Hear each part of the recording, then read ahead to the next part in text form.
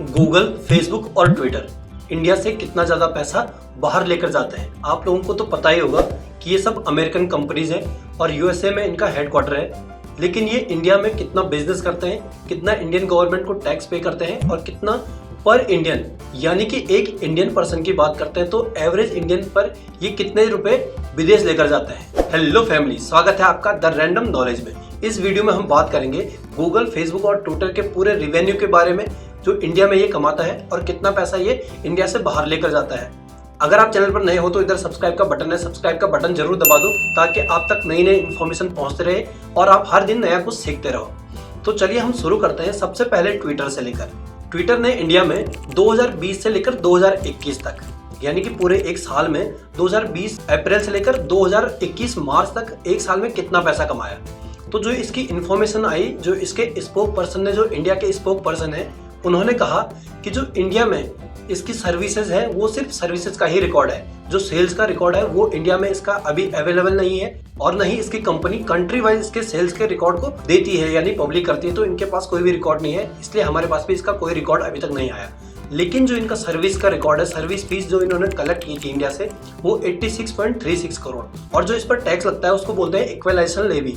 जो भी विदेशी कंपनीज है जो इंडिया में नहीं रहती है यानी विदेशी है, उन पर फ्लैट 6% का टैक्स लगता है इंडियन गवर्नमेंट के थ्रू। यानी यहाँ पर जो 18% या 28% है वो टैक्स नहीं लगता है, उन पर 6% का फ्लैट टैक्स लगता है। और ये इंडिया से लगभग 40 पैसा पर इंडियन, अगर पर इंडियन की बात करें 140 करोड़ की पॉपुलेशन अगर हम मानकर चलते हैं तो एक इंडियन ट्विटर को लगभग 40 पैसे देता है। पर इंडियन की बात कर रहे हैं, कोई ज्यादा देता होगा, कोई बिल्कुल नहीं देता होगा, लेकिन एवरेज की बात करें।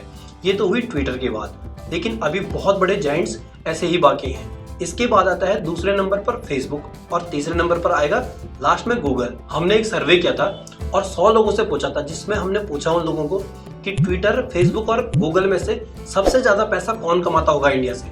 तो लोगों का आंसर पता क्या था? फेसबुक। लोगों को शायद गूगल की सर्विसेज का पता नहीं है, इसलिए शायद लोगों को लगता है कि फेसबुक ही ज्यादा पैसा कमाता है, लेकिन गूगल सच में ज्यादा पैसा कमाता है। तो हम दूसरे नंबर की बात करते हैं फेसबुक की।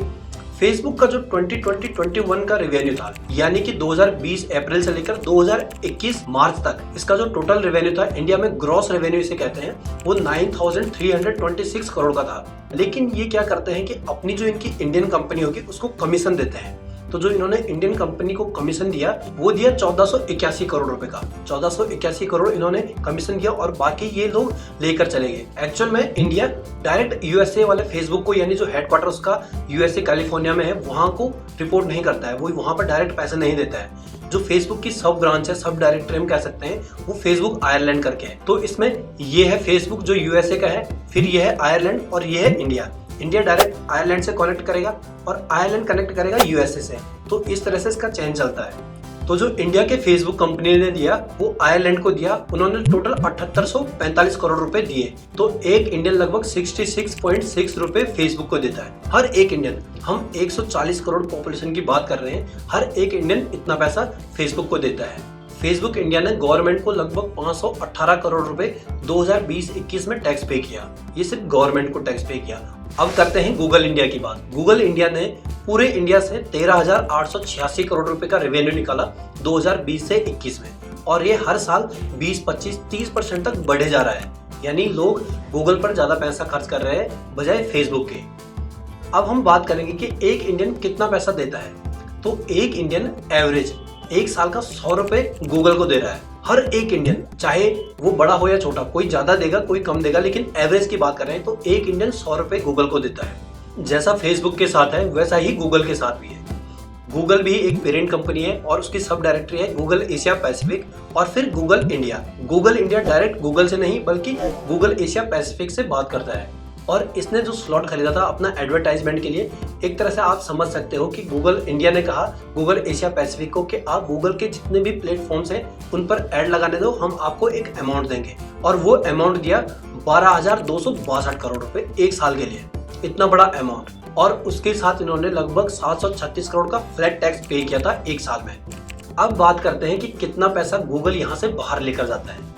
तो जो 12,262 करोड़ रुपए हैं वो यहाँ से बाहर जाते हैं, वो इंडिया में इन्वेस्ट नहीं होते हैं और नहीं यहाँ इनकम टैक्स के दायरे में आते हैं। वो एक इनकम टैक्स पे करने के बाद 12,262 करोड़ रुपए लेकर गए। उसमें अगर एक एवरेज इंडियन का मानकर चलते हैं तो 87 रुपए एक साल में गूगल सर्विसेज को हम देते हैं। जो कि हम ऐड देखते हैं, यूट्यूब हो गया या गूगल वेबसाइट्स पर हम ऐड देखते हैं, उन पर ये इतना ज़्यादा पैसा खर्च होता है। तो आप सोच सकते हो कितना ज़्यादा पैसा इंडियन दे रहा है। लेकिन 2025 तक जिस स्पीड पर ये तीनों कंपनियां बढ़ रही हैं, गूगल, फेसबुक और ट्विटर जिस हिसाब से बढ़ रहे हैं, उस हिसाब से अगर एक एवरेज माना जाए तो 402 रुपये एक इंडियन इन तीनों कंपनियों को पे करेगा। सिर्फ इन 3 कंपनियों को, अमेजन, माइक्रोसॉफ्ट, ये सब दूसरी कंपनियां हैं, सिर्फ इन 3 कंपनियों को 402 रुपये पे करेगा। तो कैसी लगी आपको ये वीडियो? उम्मीद है आपको ये वीडियो पसंद आई होगी। लाइक शेयर करना मत भूलना और आप हमें कमेंट बॉक्स में बताओ कि आप गूगल के प्रोडक्ट्स पर या फेसबुक पर कितना पैसा इन्वेस्ट करते हो per month. Thanks for watching the random knowledge. धन्यवाद।